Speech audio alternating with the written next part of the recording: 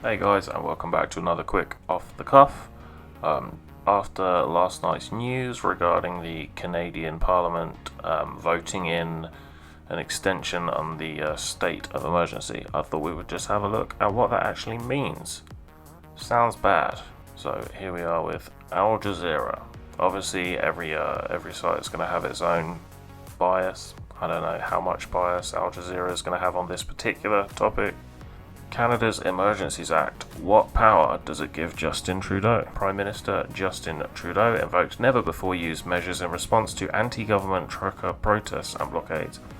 That's kind of true, as in this version of it, but his father, Pierre Trudeau, also brought in a similar type of thing, but it just had a different name back in the day. So after weeks of anti-government protests in the Canadian capital and blockades at key border crossings with the United States, Canada's Prime Minister Justin Trudeau invoked a never-before-used emergency power to respond to the situation.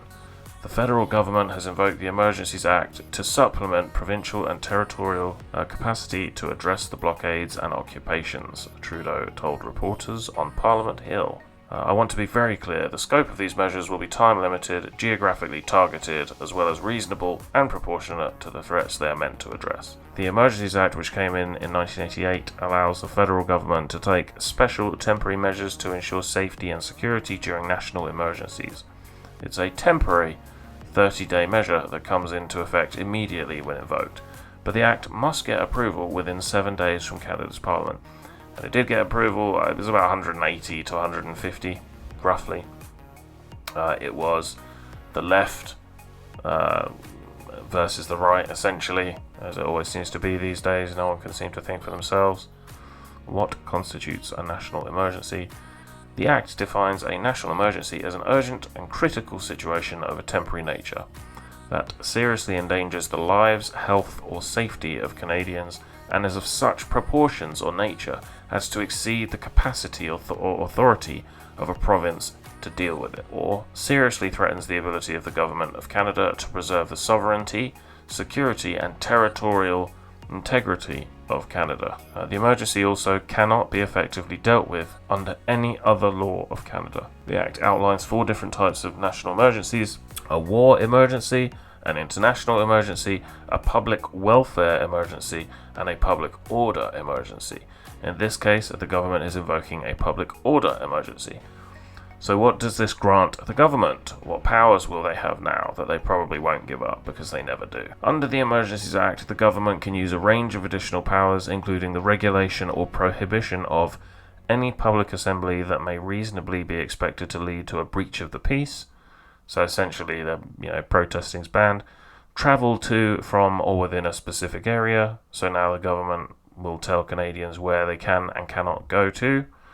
And use of specific property. So in other words, if they need to use your truck, like if they want to just get in your truck and drive it away, or your car, they can do that. They can take anything they want from you for no particular reason. They don't need a reason now. That's the whole point of the state of an emergency. An order in council issued on Tuesday which explains the government believes the trucker blockades constitute a national emergency. The blockades, by the way, that were down 3 days before they applied for the state of emergency. Also says potential measures can include the designation of protected places, the direction of any person to render essential services, the use of Federal Royal Canadian Mounted Police to enforce municipal and provincial laws, and the imprisonment of or imposition of fines on people breaching the order. So now all they need to say is, well, you've breached this order, you're going to jail.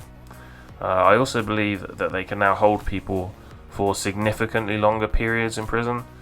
So I think before it was they could only hold you for like 48 hours, something like that, and now it's many days. It might even be longer than that. I heard someone say 90 days, but does the government need to show a public order emergency exists?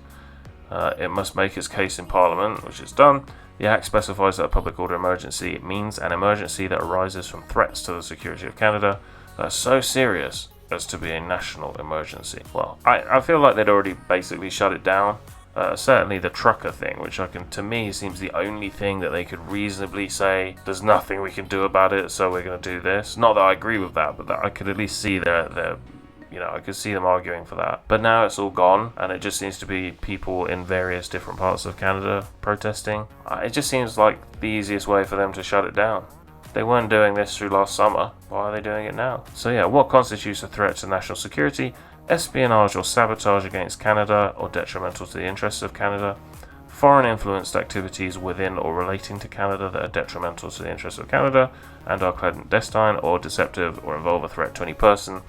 Activities within or relating to Canada directed towards or in support of the threat or use of acts of serious violence against people or property for the purpose of achieving a political, religious, or ideological objective within Canada.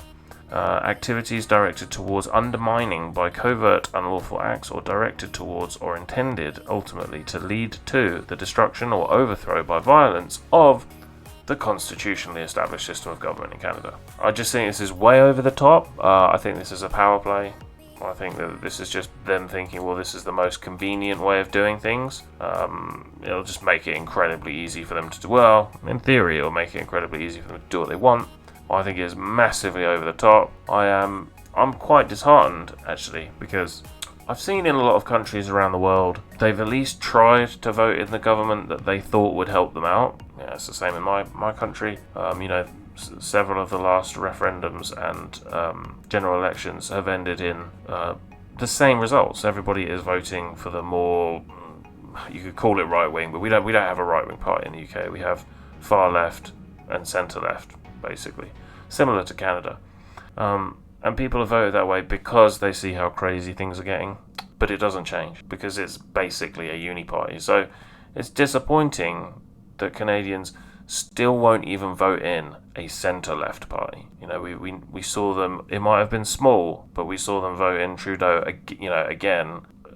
It's I guess at what point do you kind of admit defeat? I wouldn't want people to admit defeat, but I mean, they say 70% of people were against these protests, and I just don't understand that. When did we become the side of the world, or the part of the world, as in the West, that thinks it's okay to force people to have an injection or several injections? And I get it. Like, to begin with, everyone was frightened. The first 3 months, I can forgive governments almost for doing many, many things.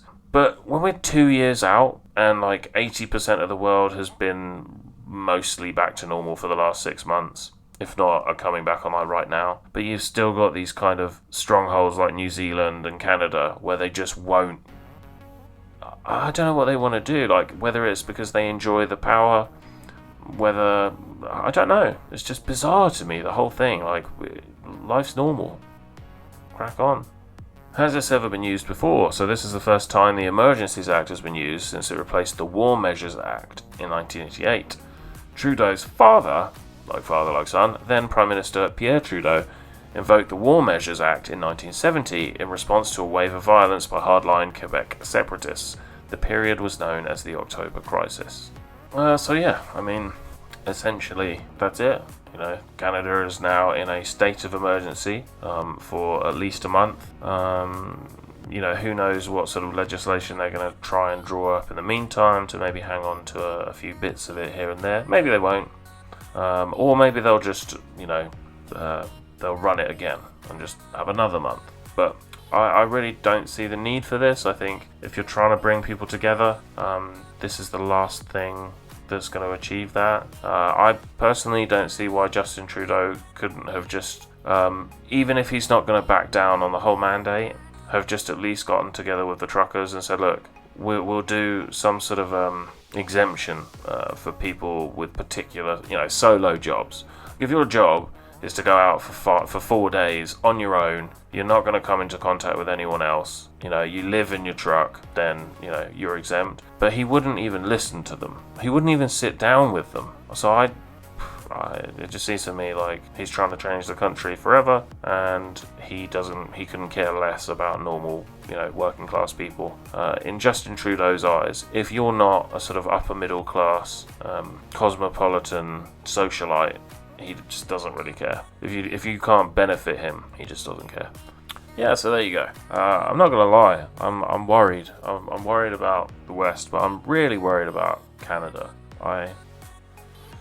For those of you that sort of feel like they're on Justin Trudeau's side, I would just say to you, and this isn't for me not really about sides, but it's more about power. For those of you taking the sides of a pretty authoritarian guy, he doesn't even know you exist. He certainly doesn't care about you. He might pretend he does.